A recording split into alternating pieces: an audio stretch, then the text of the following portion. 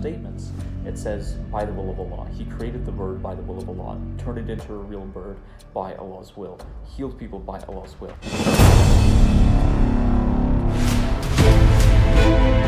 Ever notice how miracles never come with a job title? They glitter, they stun, but they don't rewrite the credits. In Surah Al-Ma'idah, there's this neat, almost surgical pattern. Every wonder tied to the same little phrase, bi-idznillah, by the permission of God. Even the flashiest acts of Isa, Jesus, healing the blind, breathing life into clay birds, close with that gentle signpost. It's like the universe whispering, not mine, borrowed light. As Al-Ghazali put it, in his way, everything that isn't God exists because God lets it. That tiny connective tissue, permission, quietly dismantles the whole miracle equals divinity flex. The more I read the Quran, the more I understand why Muslim apologetics is the way that it is. My name is Pavel. I'm posting about the Quran every single day until I get to the whole thing. I'm a Christian.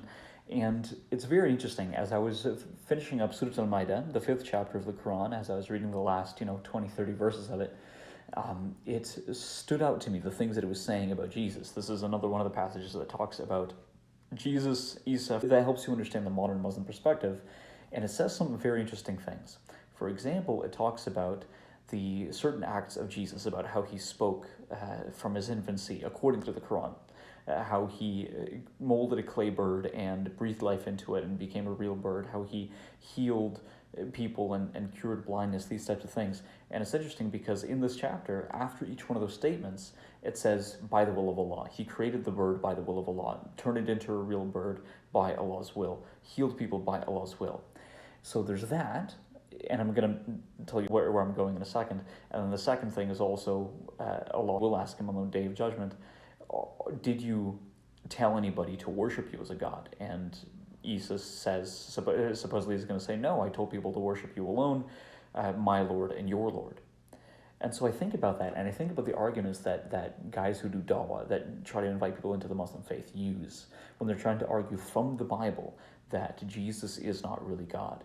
And it makes sense that they focus on the things that they focus on, right? It makes sense that they would focus on the passages that seem like Jesus is receiving power from someone else, like how he prayed before he went and raised Lazarus from the dead, how he prayed in general, how he said explicitly, I'm going to my Lord and your Lord, and how these obviously are going to seem very convincing from a Muslim perspective to show that Jesus was not truly God, because, well, that is what the Quran shows that he is not truly God.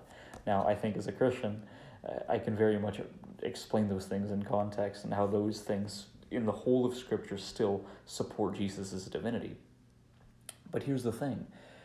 Christians, when you're talking with Muslims, you have to recognize that trying to argue around those things is literally, you're going against what they consider the very word of God to say about Jesus. You have to establish first that your scriptures are authoritative before you can try to defend Jesus' divinity from them, before you can start talking about theology, which is why I like to focus explicitly on which scripture is true. Now, I didn't talk about Surah Al-An'am in this video, which I read, or the first 110 verses of it, and it talks about polytheism, paganism, the rejection of the Quran. It talks about the certain pagan rituals having to do with camels. I'm going to keep reading, so I'll see you tomorrow. When Pavel finally hears the echo of bi-idznillah, the puzzle snaps into place. Proximity to power doesn't equal being the power. That image isn't cute fluff, it's a mic drop. If every wonder bows to permission, then worship belongs to the one who grants it. Simple, ruthless logic. Permission points to origin, origin points to worship. You read it, you feel it, and suddenly the line between messenger and maker is no longer blurry.